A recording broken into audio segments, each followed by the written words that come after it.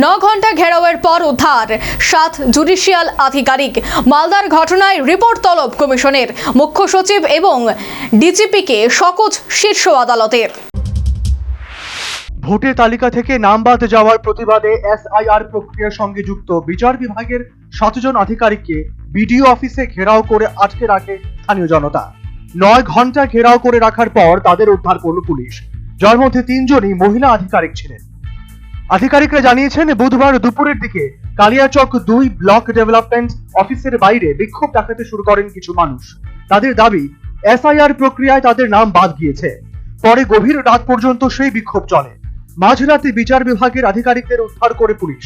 আর গোটা ঘটনায় রাজ্য পুলিশের নিজের রিপোর্ট তলব করেছে মুখ্য নির্বাচন আধিকারিকের দপ্তর। পুরো ঘটনা রাত 2টো পর্যন্ত পর্যবেক্ষণ করেন দেশের প্রধান বিচারপতি। জেলা প্রশাসনের আধিকারিকরা জানিয়েছেন, বিক্ষোভকারীরা প্রথমে ওই বিচার বিভাগীয় আধিকারিকদের সঙ্গে সাক্ষাতের দাবি করেন। অফিসে প্রবেশের অনুমতি না পেয়ে বিকেল 4টে নাগাদ তারা বিক্ষোভ দেখাতে শুরু করেন।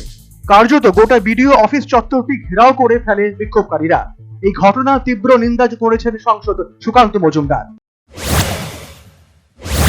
দেখুন, আজকে যে ঘটনা আমরা দেখলাম টিভির পর্দায়, এটা ভয়ঙ্করতম ঘটনা।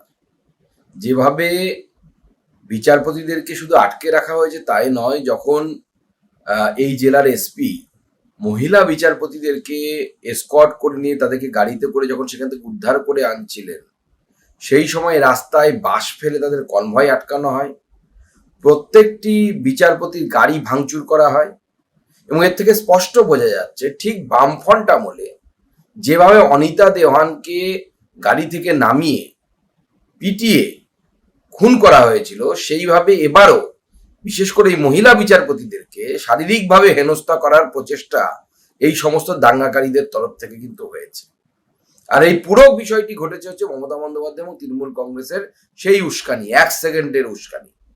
সেই 1 সেকেন্ডের মহড়া তৃণমূল কংগ্রেস দেখাচ্ছে বাংলার মানুষকে, বাংলার হিন্দুদেরকে। সুপ্রিম কোর্টের নির্দেশ অনুযায়ী গত 28 ফেব্রুয়ারি প্রকাশিত ভোটার তালিকায় যেসব ভোটারের নামের পাশে বিবেচনাধীন হিসেবে চিহ্নিত করা হয়েছিল, সেই সংক্রান্ত বিষয়গুলি বর্তমানে বিচার বিভাগীয় আধিকারিকরা খতিয়ে দেখছেন। এর উদ্দেশ্য হলো ওই নামগুলি তালিকায় বহাল রাখা হবে নাকি বাদ দেওয়া হবে তা সঠিকভাবে নির্ধারণ করা। এবার সেই বিচার বিভাগের আধিকারিকরাও হামলার শিকার হলেন এই রাজ্যে। আধিকারিক সূত্রে জানা গেছে, বিক্ষোভ চলাকালীন অফিসের ভেতরে আটকে পড়া ব্যক্তিদের মধ্যে 3 জন মহিলা বিচার বিভাগীয় আধিকারিকও ছিলেন। গোটা ঘটনায় উষ্মা প্রকাশ করেছে নির্বাচন কমিশন। রাজ্যের মুখ্য নির্বাচন আধিকারিকের দপ্তরের এক আধিকারিক জানিয়েছেন, আমরা ঊর্ধ্বতন কর্তৃপক্ষকে বিষয়টি জানিয়েছি। জেলা শাসক এবং পুলিশ সুপারকে অবিলম্বে ঘটনাস্থলে পৌঁছানোর নির্দেশ দেওয়া হয়েছে। তিনি আরো জানান, এই ঘটনার বিষয়ে রাজ্য পুলিশের ডিজির কাছে একটি রিপোর্টও তলব করা হয়েছে। জানা গিয়েছে, এই এলাকার 7 থেকে 8টি সংখ্যালঘু গ্রামের মানুষকে মসজিদ থেকে মাইকিং করে হোয়াটসঅ্যাপ গ্রুপে মেসেজ করে ওই রাতে জড়ো করা হয়েছিল। অন্যদিকে সুজাপুর মোথাবাড়িতেও এসআইআর বিরোধী আন্দোলন প্রশাসন কোনো মতে নিয়ন্ত্রণ করে বুধবার।